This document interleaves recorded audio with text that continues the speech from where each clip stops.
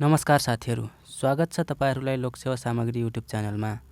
लोकसेवा सामग्री युट्युब च्यानलमा आज संयुक्त राष्ट्र सङ्घ र सार्कसँग सम्बन्धित महत्त्वपूर्ण विषयवस्तुहरू एकै ठाउँमा लिएर उपस्थित भएको छु। यो भिडियो स्किप नगरी अन्तिमसम्म हेर्नुहोला। साथै तपाईले लोकसेवा सामग्री युट्युब च्यानललाई सब्स्क्राइब गर्नुभएको छैन भने सब्स्क्राइब गरी छेउमा रहेको नोटिफिकेसन बेल क्लिक गर्नुहोला। यति जानकारी गराइसकेपछि अब लागौँ आजको विषयवस्तुतर्फ। परराष्ट्र नीति भन्नाले के बुझिन्छ? परराष्ट्र नीति भन्नाले राष्ट्रिय हित प्रवर्धनका निमित्त अन्य राष्ट्रहरूसँग सम्बन्ध राख्ने नीति भन्ने बुझिन्छ। त्यस्तै कुनै सैनिक गुटमा आबद्ध नभई अन्तर्राष्ट्रिय शान्तिको मान्यतालाई आत्मसात गरी तटस्थ रहने नीतिलाई के भनिन्छ? असंलग्न नीति। त्यस्तै नेपालको परराष्ट्र नीतिका प्रवर्तक कसलाई मानिन्छ? पृथ्वीनारायण शाहलाई। नेपालको आधुनिक परराष्ट्र नीतिका निर्माता कसलाई मानिन्छ? श्री 5 महेन्द्रलाई। नेपालको परराष्ट्र नीतिका प्रवर्तक पृथ्वीनारायण शाह। त्यस्तै नेपालको आधुनिक परराष्ट्र नीतिका निर्माता श्री 5 महेन्द्र। नेपालसँग सर्वप्रथम दौत्य सम्बन्ध कायम भएको देश कुन हो? नेपालसँग सर्वप्रथम दौत्य सम्बन्ध कायम भएको देश बेलायत हो। त्यस्तै नेपाल र बेलायत बीच कहिले दौत्य सम्बन्ध कायम भयो? नेपाल र बेलायत बीच सन् 1816 मा दौत्य सम्बन्ध कायम भएको हो। त्यस्तै 2007 साल पूर्व नेपालको कति देशसँग दौत्य सम्बन्ध कायम भएको थियो? 4 वटा देशसँग। त्यस्तै नेपालको शान्ति क्षेत्रको प्रस्तावलाई हालसम्म विश्वका कति राष्ट्रले समर्थन जनाएका छन्? 116 वटा राष्ट्रले। त्यस्तै नेपालले संयुक्त राष्ट्र सङ्घको सदस्यताका लागि महासचिव समक्ष कहिले आवेदन पेश गरेको थियो? 5 फेब्रुअरी 1949 मा। त्यस्तै विदेशी नीति अरू केही होइन बरु घरेलु राजनीतिको प्रतिबिम्ब हो, यो भनाइ कसको हो? VI लेनिनको। त्यस्तै नेपाल सर्वप्रथम कुन अन्तर्राष्ट्रिय संस्थाको सदस्य भएको हो? इकाफे। नेपाललाई सबैभन्दा बढी आर्थिक सहयोग गर्ने राष्ट्र कुन हो? जापान। त्यस्तै नेपालको पहिलो महिला राजदूत को हुन्? नेपालको पहिलो महिला राजदूत बिन्देश्वरी शाह हुन्। त्यस्तै नेपालले आफ्नो पहिलो राजदूतावास कुन देशमा खोलेको थियो? नेपालले आफ्नो पहिलो राजदूतावास बेलायतमा खोलेको थियो। त्यस्तै चीन भ्रमण गर्ने नेपालको पहिलो प्रधानमन्त्री को हुन्? चीन भ्रमण गर्ने नेपालको पहिलो प्रधानमन्त्री टङ्कप्रसाद आचार्य हुन्। त्यस्तै पृथ्वीनारायण शाहले कस्तो परराष्ट्र नीतिमा जोड दिएका थिए? पृथ्वीनारायण शाहले सन्तुलित परराष्ट्र नीतिमा जोड दिएका थिए। प्रथम विश्वयुद्धपछि गठन भएको अन्तर्राष्ट्रिय स्तरको सङ्गठन कुन थियो? प्रथम विश्वयुद्धपछि गठन भएको अन्तर्राष्ट्रिय स्तरको सङ्गठन राष्ट्रसङ्घ थियो, जसलाई अङ्ग्रेजीमा लिग अफ नेसन भनिन्छ। राष्ट्रसङ्घको स्थापना कहिले भएको थियो? राष्ट्रसङ्घको स्थापना सन् 1920 जनवरी 10 मा भएको थियो। राष्ट्रसङ्घका प्रमुख अङ्ग कति थिए? राष्ट्रसङ्घका प्रमुख अङ्ग 3 वटा थिए। ती हुन् सभा, परिषद र सचिवालय। त्यस्तै संयुक्त राष्ट्रसङ्घको स्थापना कहिले भएको हो? साथीहरू यहाँ ख्याल गर्नुहोला, संयुक्त राष्ट्रसङ्घ र राष्ट्रसङ्घ फरक फरक संस्थाहरू हुन्। संयुक्त राष्ट्रसङ्घको स्थापना सन् 1945 अक्टोबर 24 मा भएको हो। त्यस्तै संयुक्त राष्ट्रसङ्घका संस्थापक राष्ट्रहरू कति छन्? संयुक्त राष्ट्रसङ्घका संस्थापक राष्ट्रहरू 51 त रहेका छन्। त्यस्तै संयुक्त राष्ट्रसङ्घको प्रधान कार्यालय कहाँ रहेको छ? संयुक्त राष्ट्रसङ्घको प्रधान कार्यालय अमेरिकाको न्युयोर्क सहरमा छ। त्यस्तै संयुक्त राष्ट्रसङ्घका आधिकारिक भाषा कति छन्? संयुक्त राष्ट्रसङ्घका आधिकारिक भाषा 6 वटा रहेका छन्। संयुक्त राष्ट्रसङ्घले अफिसियल रूपमा मान्यता प्रदान गरेका 6 वटा भाषा कुन कुन हुन् त? अङ्ग्रेजी, फ्रेन्च, चिनिया, रुसी, स्पेनिस र अरबी हुन्। त्यस्तै संयुक्त राष्ट्रसङ्घले अफिसियल रूपमा प्रदान गरेको पछिल्लो भाषा कुन हो? संयुक्त राष्ट्रसङ्घले अफिसियल रूपमा प्रदान गरेको पछिल्लो भाषा अरबी हो। संयुक्त राष्ट्रसङ्घीय मानवाधिकार आयोगले नेपाल सम्बन्धी प्राविधिक सहयोग र परामर्श सेवा सम्बन्धी पारित गरेको प्रस्तावलाई के भनिन्छ त? आइटम 19 भनिन्छ। त्यस्तै संयुक्त राष्ट्रसङ्घको कार्यालय सञ्चालनमा प्रयोग हुने भाषा कुन कुन हुन्? संयुक्त राष्ट्रसङ्घको कार्यालय सञ्चालनमा प्रयोग हुने भाषाहरू अङ्ग्रेजी र फ्रेन्च हुन्। संयुक्त राष्ट्रसङ्घका प्रमुख अङ्ग कति छन् त? संयुक्त राष्ट्रसङ्घका प्रमुख अङ्ग 6वटा रहेका छन्। संयुक्त राष्ट्रसङ्घका प्रमुख 6 अङ्गहरू के हुन् त? ती हुन् महासभा, सुरक्षा परिषद, आर्थिक तथा सामाजिक परिषद, जिम्मा जमानी परिषद, अन्तर्राष्ट्रिय न्यायालय र सचिवालय। सुरक्षा परिषदका अस्थायी सदस्य राष्ट्रहरूको निर्वाचन कसरी गरिन्छ? सुरक्षा परिषदका अस्थायी सदस्य राष्ट्रहरूको निर्वाचन संयुक्त राष्ट्र सङ्घीय महासभाको 2/3 बहुमतबाट गरिन्छ। त्यस्तै सुरक्षा परिषदमा कसलाई भिटो प्रयोग गर्ने अधिकार छ? सुरक्षा परिषदमा 5 स्थायी सदस्य राष्ट्रहरूलाई भिटो पावर प्रयोग गर्ने अधिकार रहेको छ। संयुक्त राष्ट्रसङ्घको महासभालाई कस्तो अङ्ग मानिन्छ? संयुक्त राष्ट्रसङ्घको महासभालाई व्यवस्थापिका सभा भनिन्छ। त्यस्तै संयुक्त राष्ट्रसङ्घको बडापत्रमा कति पटक संशोधन भएको छ त? 5 पटक। संयुक्त राष्ट्रसङ्घको महासभाको बैठक कहिलेदेखि सुरु हुन्छ? संयुक्त राष्ट्रसङ्घको महासभाको बैठक प्रत्येक वर्षको सेप्टेम्बर महिनाको तेस्रो मङ्गलबारदेखि सुरु हुन्छ। त्यस्तै सुरक्षा परिषदमा जम्मा कति सदस्य राष्ट्र हुन्छन्? सुरक्षा परिषदमा जम्मा 15 सदस्य राष्ट्र हुन्छन्, जसमा 5 स्थायी र 10 अस्थायी हुने गर्दछन्। त्यस्तै सुरक्षा परिषदका 5 स्थायी सदस्य राष्ट्रहरू कुन कुन हुन्? सुरक्षा परिषदका 5 स्थायी सदस्य राष्ट्रहरू अमेरिका, रुस, बेलायत, फ्रान्स र चीन हुन्। अर्को प्रश्न, सुरक्षा परिषदका स्थायी सदस्य राष्ट्रहरूलाई प्राप्त हुने विशेष अधिकार के हो? सुरक्षा परिषदका स्थायी सदस्य राष्ट्रहरूलाई प्राप्त हुने विशेष अधिकार भिटो पावर हो। त्यस्तै अर्को प्रश्न, युएनओको सुरक्षा परिषदमा सबभन्दा पहिले भिटो पावर प्रयोग गर्ने राष्ट्र कुन हो? युएनओको सुरक्षा परिषदमा सबभन्दा पहिले भिटो पावर प्रयोग गर्ने राष्ट्र बेलायत हो।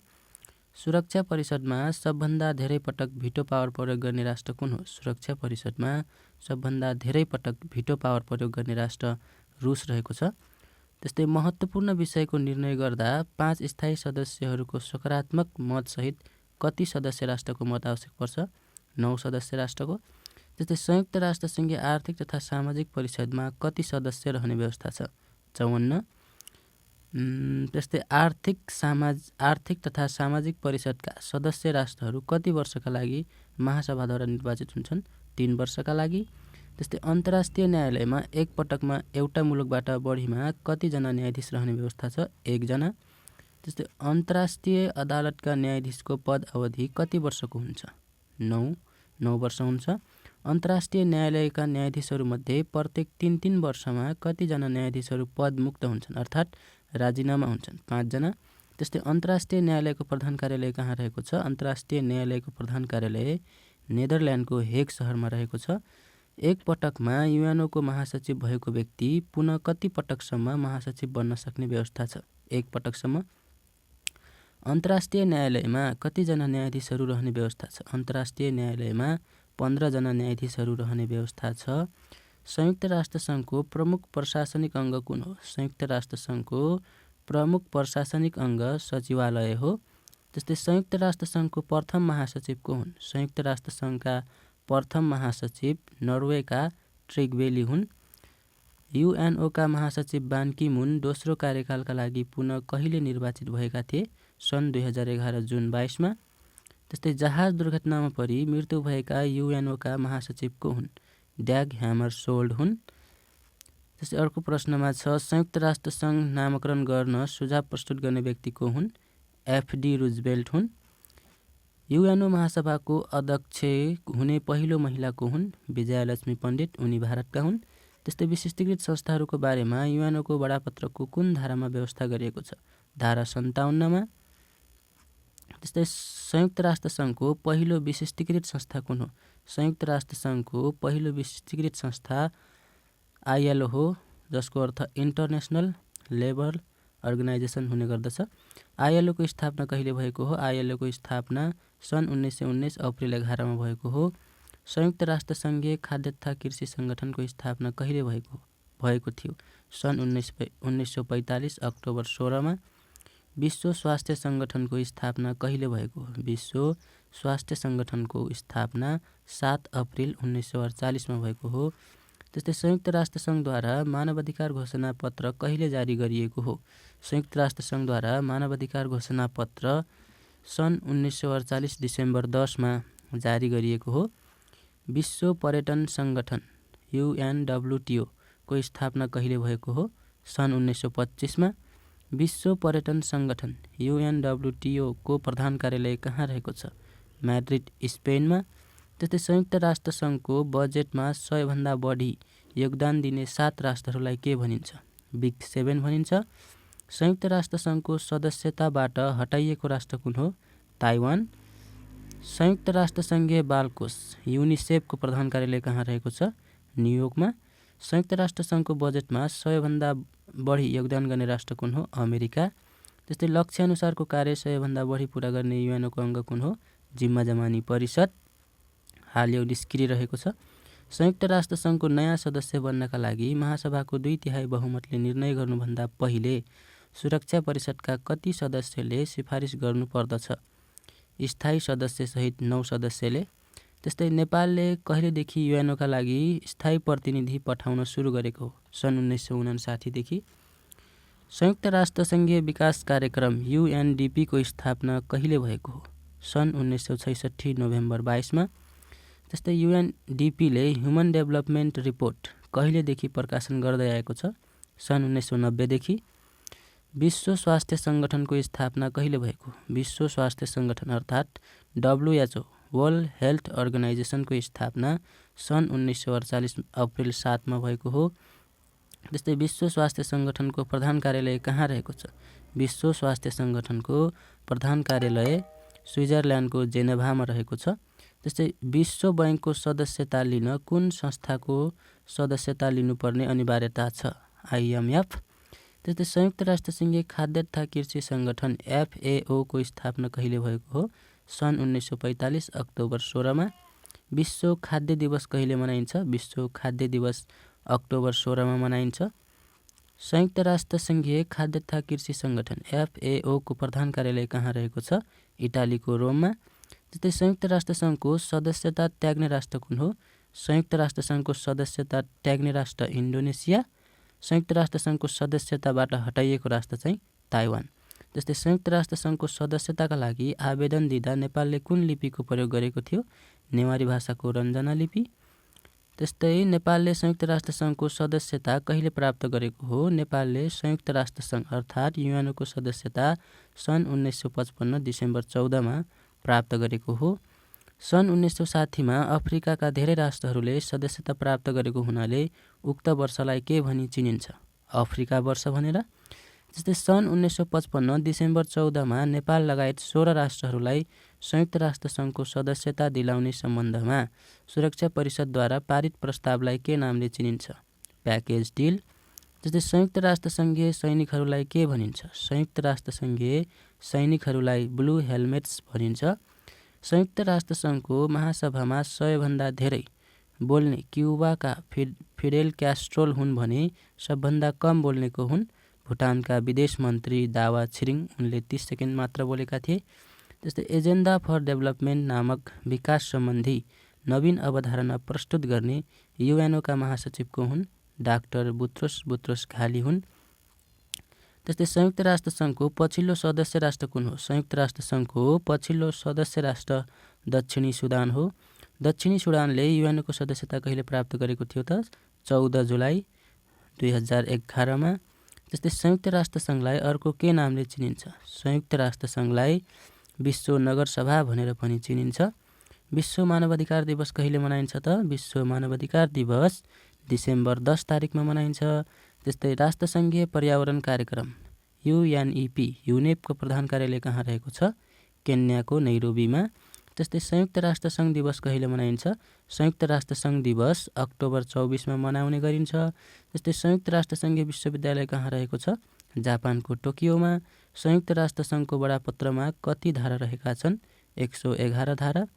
त्यस्तै सबभन्दा पछिल्लो पटक नेपाल भ्रमणमा आउने युएनओका महासचिव को हुन्? बान की मुन। नेपालले कहिलेदेखि संयुक्त राष्ट्र सङ्घीय शान्ति सेनामा आफ्नो सैनिकलाई सहभागी गराउँदै आएको छ?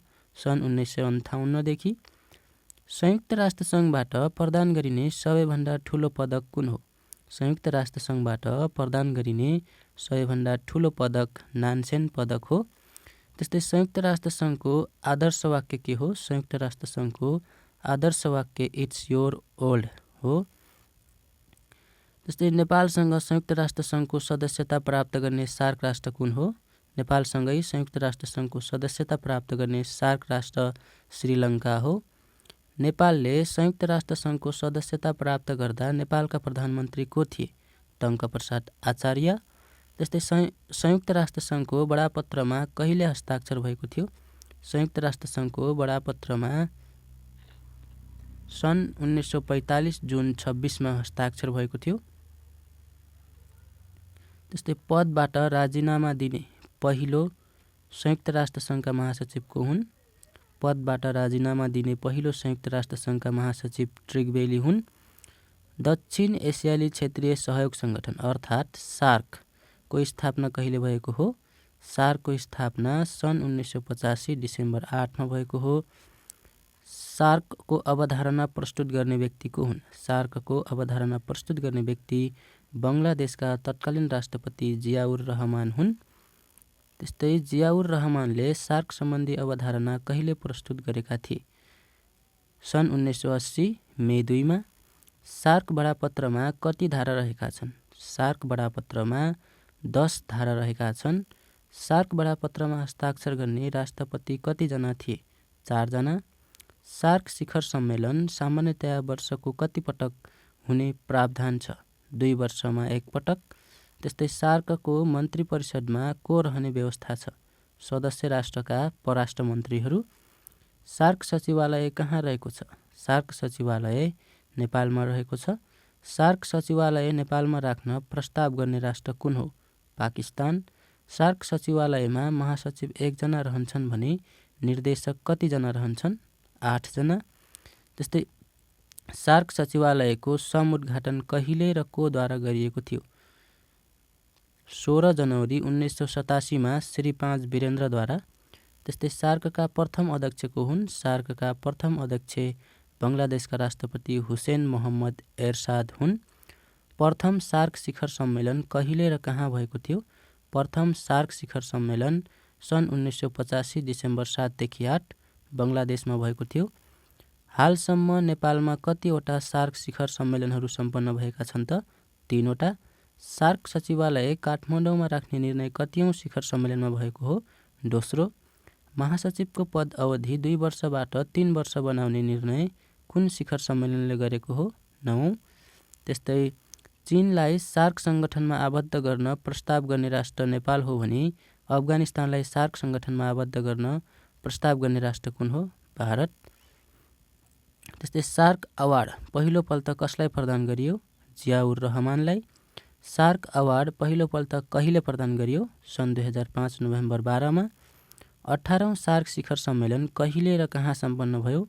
सन् 2014 नोभेम्बर 26 देखि 27मा नेपालमा भएको हो। त्यस्तै सार्कको पहिलो क्षेत्रीय केन्द्र कुन हो? सार्कको पहिलो क्षेत्रीय केन्द्र सार्क कृषि सूचना केन्द्र हो। त्यस्तै सार्क क्षयरोग केन्द्र नेपालमा स्थापना गर्ने निर्णय कुन सम्मेलनले गरेको हो? 5औं सम्मेलनले।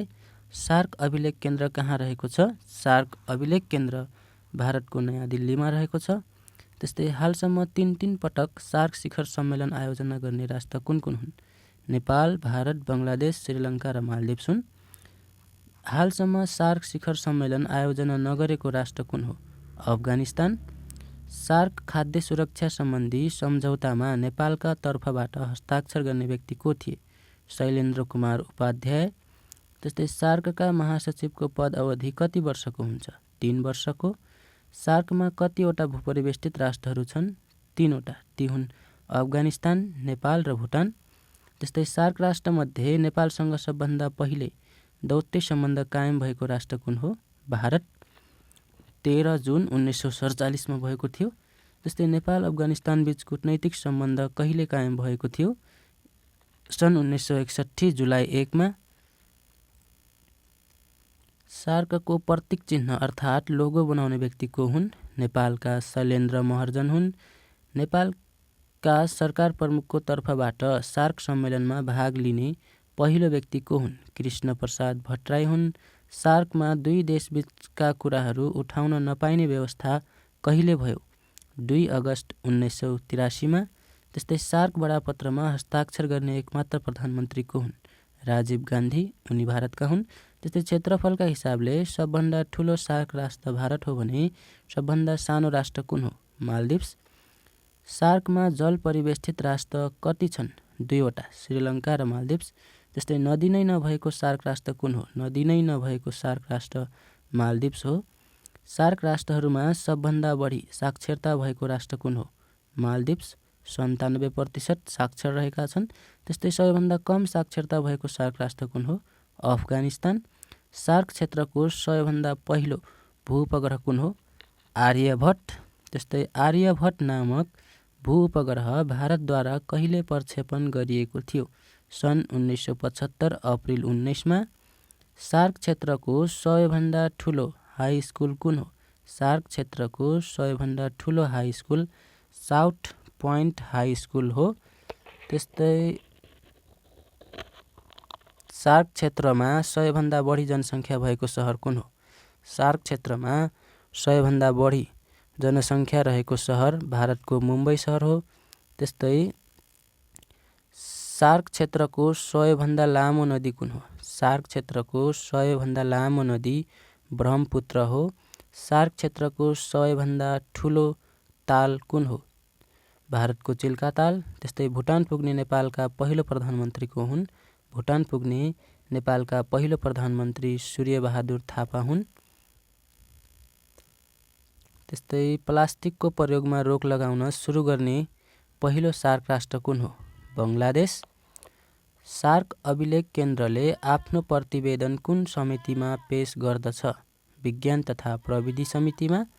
त्यस्तै नोबेल पुरस्कार प्राप्त गर्ने सार्क राष्ट्रका पहिलो व्यक्ति को हुन्?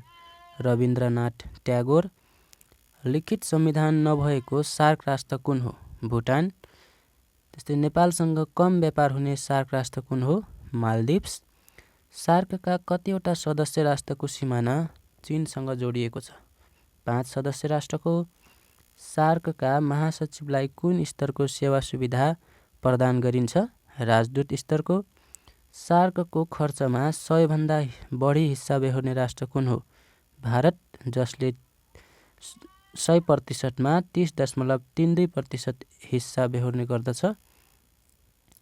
हाल नेपाल, बङ्गलादेश र श्रीलङ्काले सार्क खर्चको कति प्रतिशत हिस्सा बेहोर्छन्? प्रत्येकले 10.72%।